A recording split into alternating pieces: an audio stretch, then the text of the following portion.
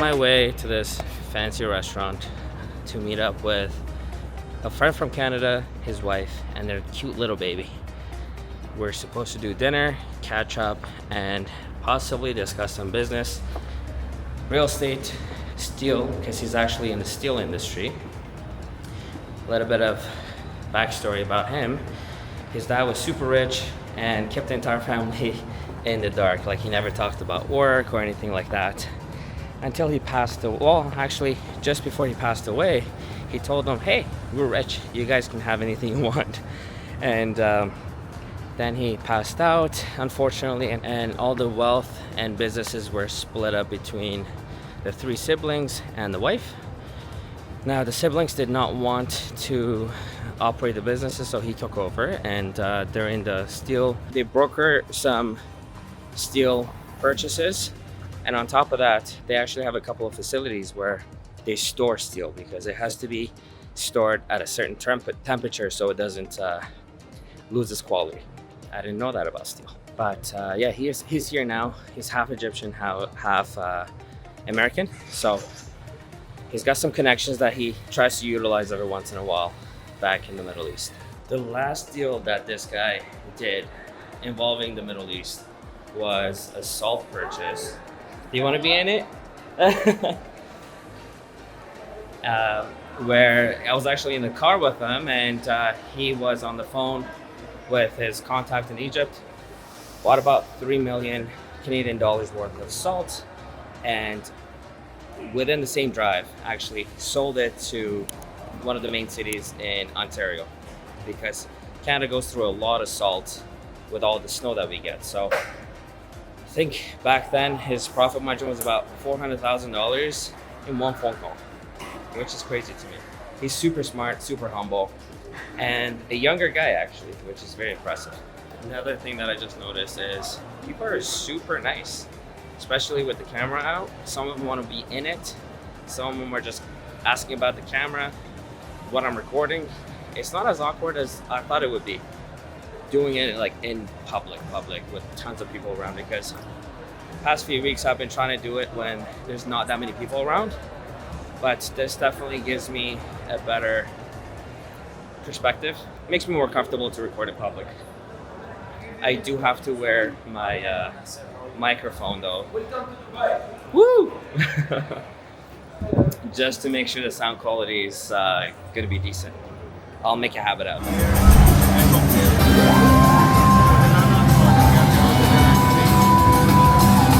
Adam, the wife, and the cute little baby.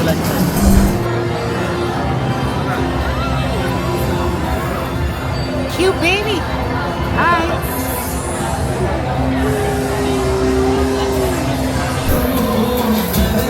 Halima. This is Mr. T. We did our training together, first week here in Dubai. And this guy is the man. And that's why we call him Mr. T. So he's got a story to tell. Instead of me telling the stories to you, to the camera, and then to him, we're gonna do this in one go. All right. So yeah, as I was saying, Tell me about your story. Ignore the camera. Just talk to me. So I closed. You gotta like either put this up here. All right. There's a lot of background noise. Okay, fantastic. Right, audible. So yeah, the deal I closed yesterday. I met the guy at the mosque, right? Nice, mashallah. And then we started talking, introducing myself, all that sort of small talk. And he's like, oh, so what are you doing here? What are you doing? I'm like, oh, well, I'm an agent. I do property, that sort of thing. And he's like, no way. Where are you living right now? And I say I live in Damac Hills, and his eyes light up because he's looking for a place in Damac Hills. Nice. And he's like, oh, which one, Damac 1 or 2? I'm like, well, I'm living in Damac 1 right now. There's no way I'd live in Damac 2. Damac's 2 all the way in the desert. Who the heck would want to live there? And he's like, I'm actually looking for a place in Damac 2. So that's what he said. I'm like, okay, I got you. And then, yeah, from that, he gave me like a story about how, all the agents are there. There's a lot of fishy agents and stuff, and he's like scared of working with them. But me, he saw me in the mosque, and he's like, I definitely want to work with you. So we literally got a deal done yesterday because of it. So yeah. This was a rental. I thought he wanted to buy. I was it's gonna be a big paycheck. Yeah. Nice, good little. I was thinking about going to the mosque too. I've forgotten how to pray, if I'm being honest. Last time I prayed was 2018. Okay. But for us, it's different. Like all the Arabic, it was just memorized. So I don't know how to say it anymore.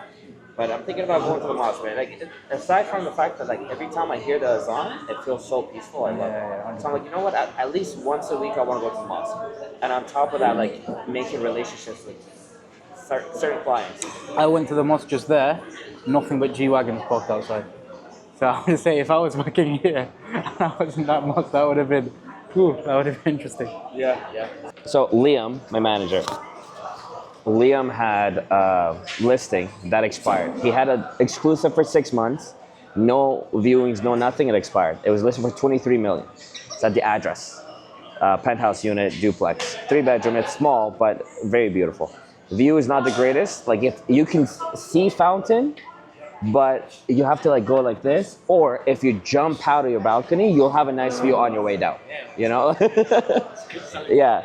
So I called this guy, and he's royal family. Yeah. So I got connected to the PA. Basically, the call declined, and then someone reached out to me. He's like, "I'm the PA. What's up?" And then I talked to him, and I told him, "Listen, like let's get this relisted."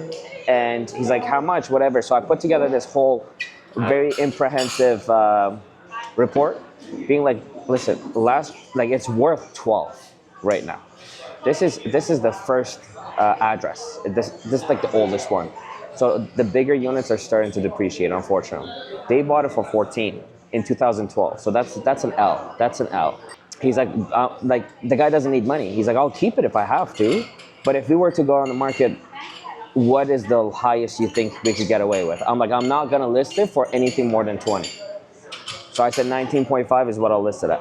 And he's like, "Let's do it." So I got an exclusive 19.5. Yeah, I've had one viewing on it. Didn't go anywhere, but it's still getting hits because it's a unique product.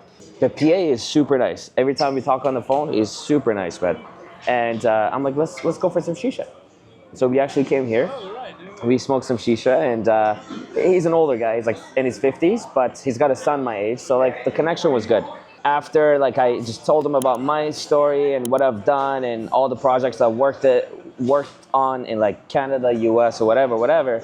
He's like, "I actually have another friend who's a sheikh, and he's got this complex that he built. He started building it 8 years ago, and it was supposed to take 4 years. It took him 7 years. And by the time it was finished, he was just over it.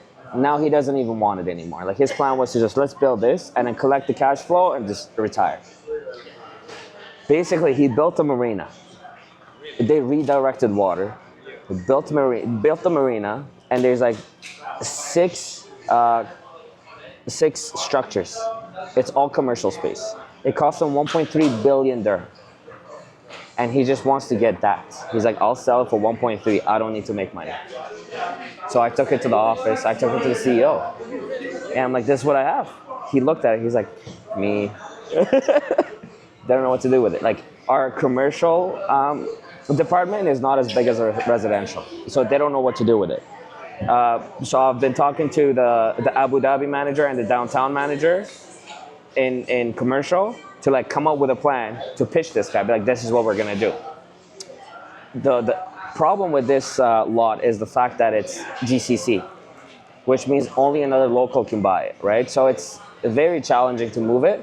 But did you guys have a presentation by DevMark? So DevMark came to our office and they were pitching this project, the X. Have you heard of Hotel X? Or W, actually W, Hotel W.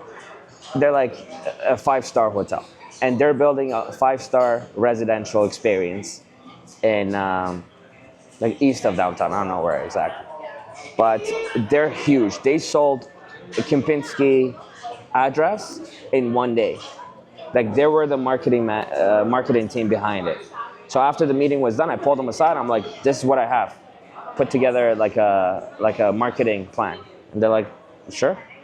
So Monday they're gonna have an answer for me, and then we're all gonna discuss it and possibly hang out with the sheikh. Yeah, it's sick. Dude, if I pull that off, I'm done. I just signed a lease. I'm moving to the building next door. From building 13, I'm going building to 12. I have downtown view. Like I see the Burj, which is nice, bro. Like in Maidan, it's nice. And I had a viewing. The agent that was showing it to me was showing it to multiple people. And this A guy from London was there too. I think he's European, like Russian or something. He's coming from London, but he's European. And I was just telling him about, like, he was asking me questions because I've been looking for a while. He's like, which building is better, blah, blah, blah, blah, blah, blah. And even though we were competing on the same unit, he actually had another better unit through a different agent. I'm like, bro, take that. Like, if you don't want to take that, tell me, get me in touch. I'll take that one. You take this one. I don't care. He signed for that one. I signed for the one that we actually saw together. Yeah, but he's like, what do you think, like, is the best thing to do here? What best thing to buy? Blah, blah, blah, blah, blah. I'm like, how much money? Because my parents are trying to get 10 million out of the country. I was like, say less. So he left, but he's coming back in November.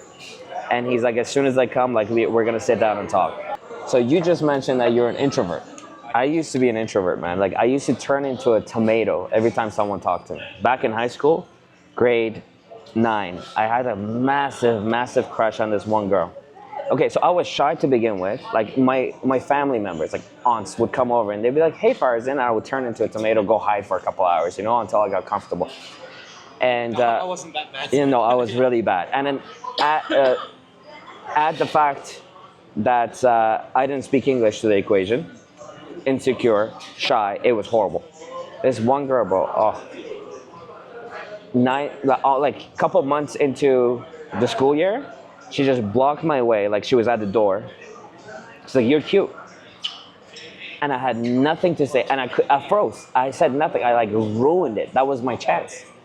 And then this was like second period or something. I was so upset. I went to my locker. I was mad at myself, man. And I left classes for the rest of the day. I went home. Really? I was like, Wow. you pussy. That was a turning point. Yeah. So I was like, something's got to change. So my curfew back then was 3 o'clock. I had a curfew at 3 o'clock.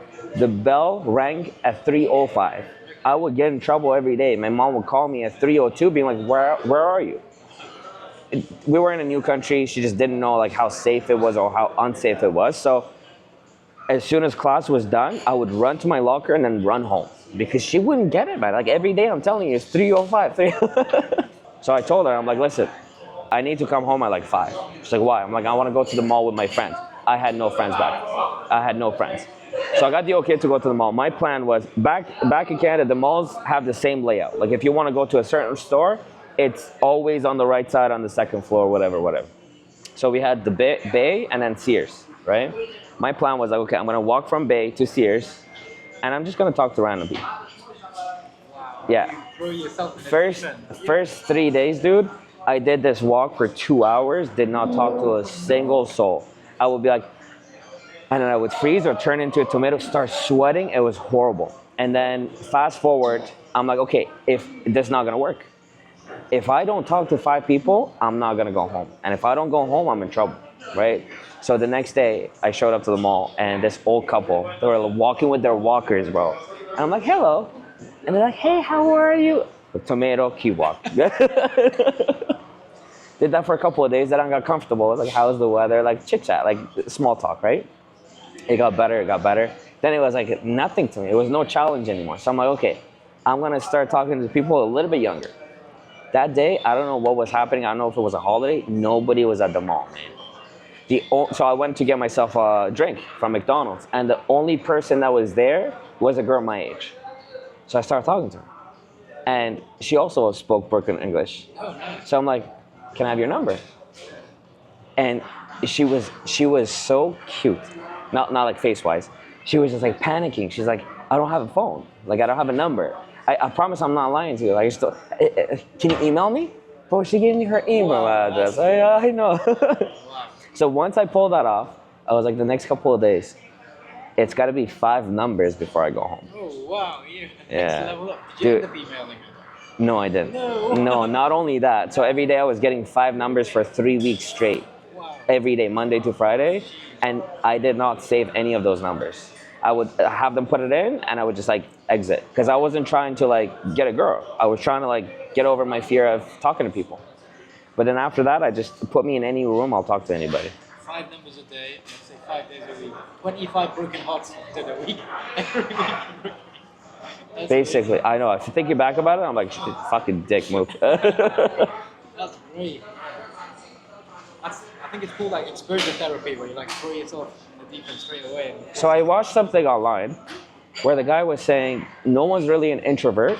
You lack social experience, no, social interaction experience or whatever. So you just gotta do it until it becomes second nature.